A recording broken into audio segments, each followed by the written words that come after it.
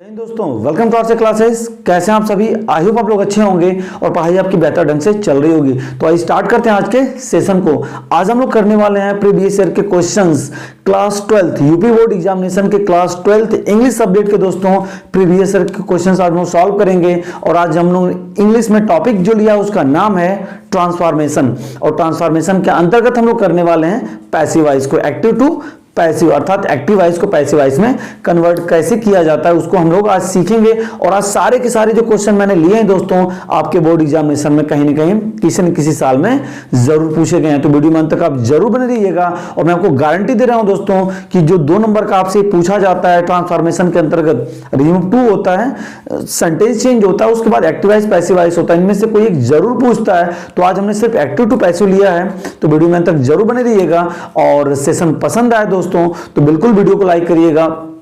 अभी के लिए आपको क्या करना है कि सेशन को अपने दोस्तों के बीच में फटाफट शेयर कर दीजिए। जब तक मैं वीडियो की स्टार्ट कर रहा हूं, सेशन स्टार्ट कर रहा हूं, फटाफट आप इसको शेयर कर दीजिए। आइए हम लोग चलते हैं, स्टार्ट करते हैं वीडियो को। देखिएगा प्रीवियस ईयर के क्वेश्चन से हम लोग सॉल्व कर रहे हैं यूपी बोर्ड एग्जामिनेशन 2023 में जो होने वाला है, ठीक है। बट हम लोग इसमें कर क्या रहे हैं कि जो इसके पहले जो एग्जामिनेशन हो चुके हैं उनमें जो इंपॉर्टेंट टॉपिक्स के आपके क्वेश्चन आए हुए हैं उनको हम लोग डिस्कस कर रहे हैं, ठीक है। टॉपिक आज का है ट्रांसफॉर्मेशन, और जिस टॉपिक को हम लोग पढ़ने वाले हैं एक्टिव से पैसिव, और आपको पता है क्लास 12th के लिए इंपॉर्टेंट है। इससे मतलब इसके अलग भी आप किसी क्लास के स्टूडेंट हैं तो अपनी इंफॉर्मेशन के आप इसको जरूर देख सकते हैं। और आज का टोटल सेशन नंबर दोस्तों कितना है? 4 है। तो आज पहला क्वेश्चन हम सॉल्व करते हैं। देखिए इससे पहले एक मन में आपके सवाल होगा कि हम कैसे पहचानें कि कोई सेंटेंस एक्टिव वॉइस में है कि पैसिव वॉइस में है। तो सिंपल सा इसका लॉजिक है दोस्तों, आप बाय पे बिल्कुल मत जाइएगा, क्योंकि कुछ वर्ब्स ऐसी भी होती हैं जो अपने साथ बाय नहीं बल्कि एट लेती हैं, इन लेती हैं, विद लेती हैं। तो मैं आपको एक तरीका बता रहा हूं एक्टिव वॉइस और पैसिव वॉइस को पहचानने का। आप ऐसा करिएगा कि देखिएगा कि सेंटेंस में हेल्पिंग और मेन वर्ब दोनों आए हुए हैं, और उसमें देखिएगा कि हेल्पिंग वर्ब के अकॉर्डिंग यदि मेन वर्ब नहीं है, और एक में देखिएगा कि हेल्पिंग वर्ब के अकॉर्डिंग मेन वर्ब है कि, मतलब एक में हेल्पिंग वर्ब के अकॉर्डिंग मेन वर्ब है और एक में नहीं है। तो जिस सेंटेंस में हेल्पिंग वर्ब के अकॉर्डिंग मेन वर्ब होगी वह सेंटेंस एक्टिव वॉइस में होगा, और जिसमें हेल्पिंग वर्ब के अकॉर्डिंग मेन वर्ब नहीं होगी वह सेंटेंस पैसिव वॉइस में होगा। फिर आपके दिमाग में क्वेश्चन आएगा कि यदि हेल्पिंग वर्ब ना हो, सीधा मेन वर्ब हो, तब कैसे हम क्या करेंगे? तो आपको सिंपल सी बात मैं बताना चाहूंगा दोस्तों कि अगर सेंटेंस यदि आपका पैसिव वॉइस में है तो उसमें कंफर्म है कि हेल्पिंग वर्ब होगी, और वो हेल्पिंग वर्ब के अकॉर्डिंग मेन वर्ब नहीं होगी, तब पैसिव वॉइस में समझ लीजिएगा इसको। और एक बात और दिमाग में रख लीजिएगा कि हाँ यदि पैसिव वॉइस है तो उसमें हेल्पिंग वर्ब जरूर होगी। अब बात रही कि सिर्फ मेन वर्ब आए तो कौन सा सेंटेंस होगा, किस टाइप का सेंटेंस होगा? तो एक्टिव वॉइस होगा। सिंपल सी बात है, क्योंकि मैंने आपको बता दिया कि यदि पैसिव वॉइस है तो उसमें हेल्पिंग वर्ब निश्चित रूप से होगी। तो अगर हेल्पिंग वर्ब नहीं है, सिर्फ मेन वर्ब है, तो जाहिर सी बात है सेंटेंस एक्टिव वॉइस में ही होगा। लेकिन यदि पैसिव वॉइस में है तो हेल्पिंग और मेन वर्ब दोनों होंगे, और उस हेल्पिंग वर्ब के अकॉर्डिंग मेन वर्ब नहीं है तो सेंटेंस आपका पैसिव वॉइस में होगा, और हेल्पिंग वर्ब के अकॉर्डिंग मेन वर्ब दी हुई है तो सेंटेंस एक्टिव वॉइस में होगा। आई होप क्लियर होगा इतना? कमेंट सेक्शन में बता दीजिए। आइए आप लोगों को बनाते हैं। देखिएगा यहां पर क्या है, देखिए 3 प्रकार के सेंटेंस का पैसिव वॉइस हम बनाते हैं, असर्टिव का, इंट्रोगेटिव का और इंपेरेटिव का। तो ये जो पहला सेंटेंस है आपका इंपेरेटिव का, क्योंकि मेन वर्ब के फर्स्ट फॉर्म से स्टार्ट हुआ है, तो इस टाइप के सेंटेंस को जिसमें आपको क्या मिलता है, मेन वर्ब के फर्स्ट फॉर्म प्लस ऑब्जेक्ट। तो इसको हम कैसे बनाते हैं? देखिएगा स्ट्रक्चर इसका क्या होता है कि सबसे पहले हम लिखते हैं लेट, ठीक है, उसके बाद object plus B plus main verb की थर्ड फॉर्म। इसी पे इसको हम बना लेते हैं। फर्स्ट वाले को जरा देखिएगा ध्यान से, फर्स्ट वाले को इसमें बनाते हैं। देखिए क्या है कि सबसे पहले मेरे क्या लिखना है, लेट, इसके बाद क्या लिखना है, ऑब्जेक्ट। तो ऑब्जेक्ट यहां पे द फैन है, लेट द फैन, इसके बाद क्या, बी। अब मेन वर्ब की कौन सी फॉर्म, थर्ड फॉर्म, तो स्विच्ड ऑफ हो जाएगा,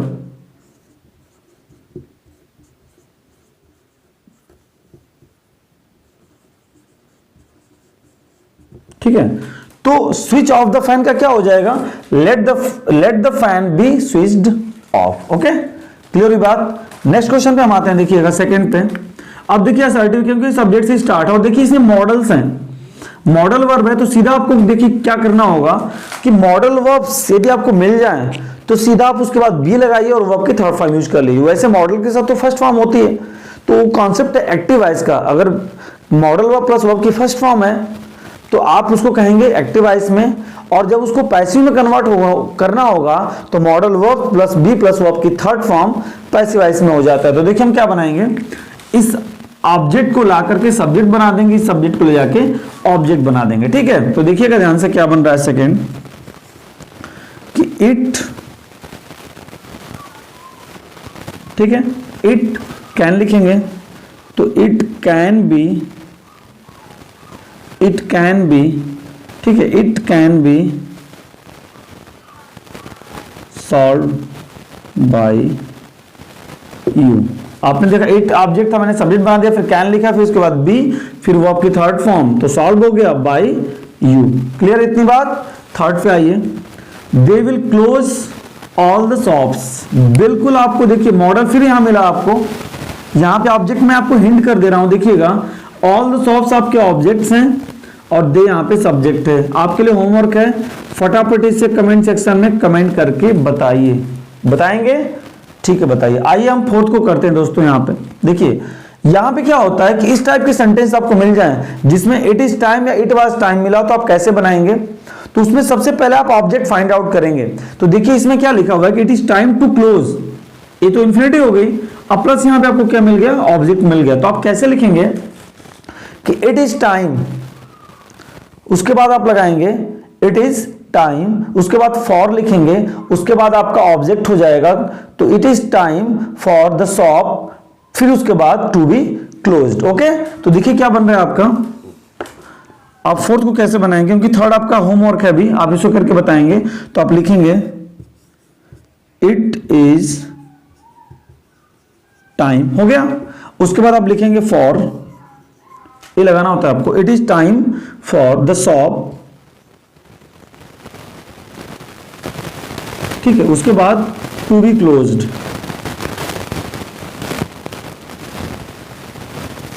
ठीक है, ऐसा आपको बना लेना होगा। अगर यहां पे देखिए कॉन्सेप्ट बस इतना सा है, इट इज टाइम, फिर फॉर लिखना होगा आपको, फिर ऑब्जेक्ट लिखना होगा, फिर टू बी लिखना होगा, उसके बाद देना आपके थर्ड फॉर्म। तो अगर वाज होता है it was time to close the shop, तो आप सिर्फ इस जगह क्या कर देते, वाज कर देते। क्लियर हुई बात। अब देखिएगा, अब हम आते हैं क्वेश्चन नंबर 5 पे। Your behaviour has greatly astonished me. बहुत ही सिंपल सा यहां पर देखिएगा, योर बिहेवियर यहां पे क्या हो गया, सब्जेक्ट हो गया, मी यहां पर ऑब्जेक्ट हो गया। ठीक है, तो हम इसको बनाते हैं। अब देखिए ये टेंस कौन सा है, प्रेजेंट परफेक्ट है ना, हैज और हैव होता है, तो चला जाएगा किसमें, प्रेजेंट परफेक्ट कॉन्टिन्यूअस में। तो मी को, मी ऑब्जेक्ट है तो सब्जेक्ट बनाएंगे, तो इसका क्या हो जाएगा, आई। अब उसके बाद देखिए हैव बीन होगा, क्योंकि आई के साथ हैव लगाते हैं, तो I have been, I have been हो गया। इसके बाद आप क्या लिखेंगे, I have been greatly astonished, पूरा उतार देंगे,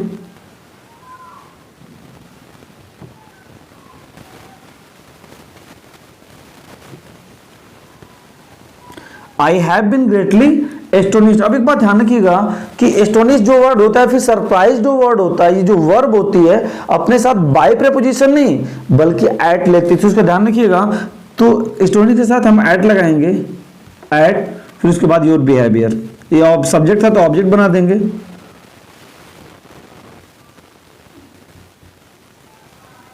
ठीक। तो क्या बन गया कि I have been greatly astonished at your behaviour. Clear हुई बात। अब नेक्स्ट एग्जांपल आते हैं 6 पे। इतना हो गया, थर्ड आपका होमवर्क है, ठीक है ना। देखिए, he would have written a letter to his father. बिल्कुल सिंपल है, आप इसे बना सकते हैं। वुड हैव को आप चेंज कर देंगे, वुड हैव बीन में ये आपका सब्जेक्ट है और अ लेटर यहां पे ऑब्जेक्ट है, ठीक है। आप इसको बना के बताइए फटाफट, इसको कमेंट सेक्शन में आप कमेंट करके बताइए क्या बनेगा। छठा वर्क आपका होमवर्क है, ये आपका होमवर्क है। तीसरा और छठा आपका होमवर्क है। आइए हम सातवें क्वेश्चन पे चलते हैं कि the children sang the national anthem very carefully, sorry very cheerfully. तो देखिए यहां पर जो सब्जेक्ट है आपका द चिल्ड्रन है, और क्या गाते हैं, द नेशनल एंथम, ठीक है। आपका हो गया वेरी चेयरफुली एक्स्ट्रा वर्ड है, और sang आपका ये वर्ब की सेकंड फॉर्म, दैट मींस ये पास्ट इंडेफिनिट है। तो किसमें जाएगा? ये पास्ट कॉन्टिन्यूअस में जाएगा। तो आप इसको कैसे बनाएंगे देखिएगा, सातवां एग्जांपल है, देखिए ध्यान से कि सबसे पहले क्या लिखेंगे? The national anthem.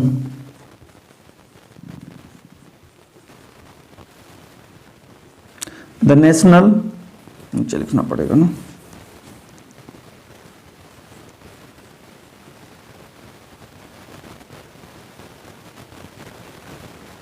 The national, क्या लिखा है? The national anthem.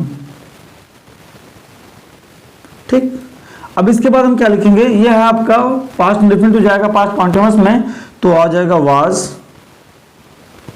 ठीक है, अब सिंग सैंग संग होता है, तो द नेशनल एंथम वाज संग। ठीक है, कैसे गाया जाता है? वेरी चेयरफुली, वेरी चेयरफुली,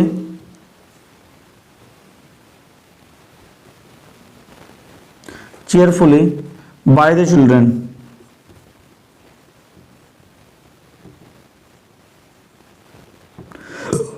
ठीक है, इतना हो गया। फिर उसके बाद देखिएगा, ये भी आपका असर्टिव है। यहां पर ये सेंटेंस देखिए कौन सा है, बताए कमेंट बॉक्स में, जल्दी बताइए। देखिए क्लोज लिखा हुआ है ना, कुछ लगा इसमें नहीं है। अब दे सब्जेक्ट आपका प्लूरल है, तो उसके साथ verb plural, that means sentence present indefinite का है, कन्वर्ट होगा प्रेजेंट कंटीन्यूअस में। तो दे आपका सब्जेक्ट हो गया, सॉफ्ट क्या हो गया? ऑब्जेक्ट हो गया। तो इसको भी आप कमेंट सेक्शन में कमेंट करके बताइए दोस्तों। सातवां मैंने बता दिया, आठवां फिर आपका होमवर्क है, आप इसे कमेंट सेक्शन में बताइए।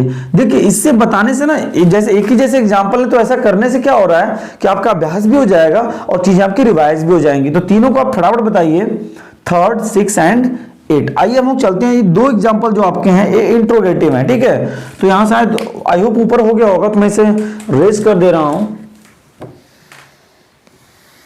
देखिएगा जो 9वां एग्जांपल यहां पे क्या है, ध्यान से देखिएगा। जो 9वां एग्जांपल है कि did the policeman catch the thief. अब ये सेंटेंस आपका इंट्रोगेटिव है। ठीक है, तो इंट्रोगेटिव में कुछ नहीं करना होता है, सिर्फ जो हेल्पिंग वर्ब जो होती है ना, क्योंकि यहाँ पे हेल्पिंग वर्ब कंपलसरी हो जाती है, तो जो हेल्पिंग वर्ब आप असर्टिव में बीच में लगाते हैं, उसको लाके हम पहले लगा देते हैं। ठीक है, तो इसमें स्ट्रक्चर जैसे क्या बन जाता है कि आप लिखेंगे हेल्पिंग वर्ब, हेल्पिंग वर्ब, उसके बाद सब्जेक्ट ऑब्जेक्ट का, उसके बाद मेन वर्ब की 3rd form etc by object subject का, और लास्ट में क्या लगा देते हैं? Question mark. ठीक है, तो इसमें हम देखिए अब बनाते हैं, क्या है? पास्ट इंडेफिनिट है, तो किसमें जाएगा? पास्ट कंटीन्यूअस में। तो देखिए द पुलिसमैन सब्जेक्ट हो गया, और द थिप क्या हो गया? ऑब्जेक्ट हो गया। तो सबसे पहले हम क्या लिखेंगे? देखिए द थिप के लिए वाज लिखेंगे, वाज द थिप। ठीक है, उसके बाद क्या लिखना है? मेन वर्ब की 3rd फॉर्म, तो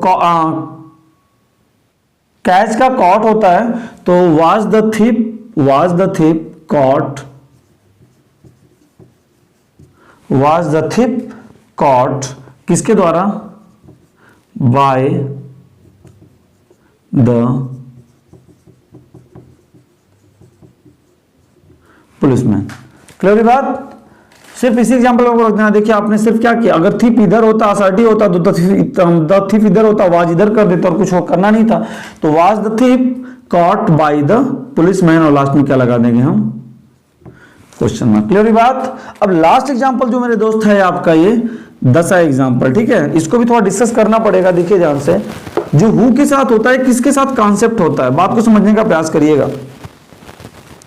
अब इसको हम बनाते कैसे हैं? एक कॉन्सेप्ट देखिए इसका ये होता है बनाने का कि सबसे पहले हम लिखते हैं बाय हुम, उसके बाद हेल्पिंग वर्ब।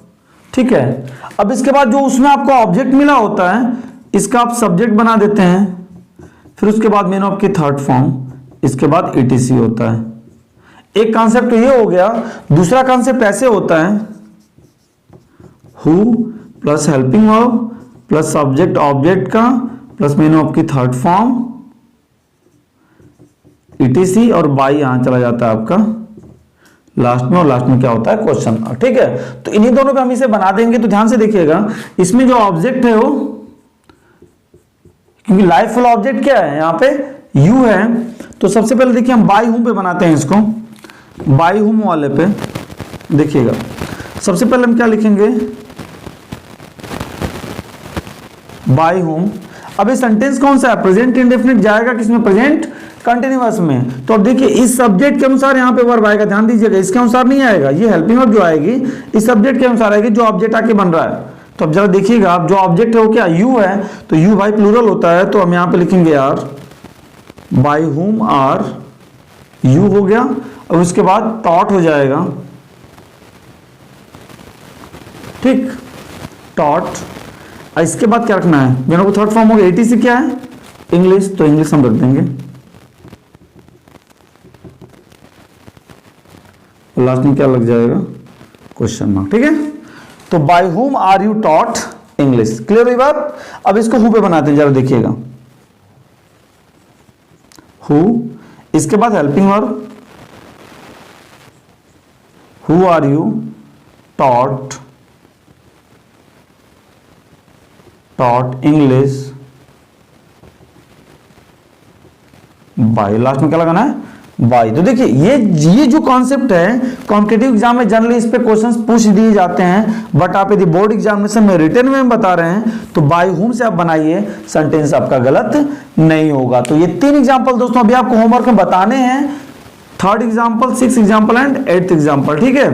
तो आई होप ये जो 10 क्वेश्चन थे इनसे आपको काफी हेल्प मिली होगी, और दोस्तों हेल्प मिली तो जरूर वीडियो को लाइक करिए, अधिक से अधिक शेयर करिए, और मतलब उन लोगों तक, उन अपने दोस्तों तक इन वीडियोस को जरूर पहुंचाइए जो बोर्ड एग्जामिनेशन दे रहे हैं। तो मिलते हैं नेक्स्ट वीडियो में, अपना ध्यान रखिए, अच्छे से पढ़ते रहिए क्योंकि बोर्ड एग्जाम्स काफी नजदीक हैं, और ऐसी ही डेली वीडियोस जो हैं दोस्तों पीवाईक्यू प्रीवियस ईयर क्वेश्चन के जो आपके सेशन के जो वीडियोस हैं डेली आपको शाम को 6 बजे मिलती हैं। तो सेशन में जरूर मतलब भाग लीजिए, और डेली रोजाना 6 बजे शाम को आप वीडियो सेशन जरूर देखिए। तो मिलते हैं नेक्स्ट वीडियो में, अपना ध्यान रखिए, जय हिंद, वंदे मातरम।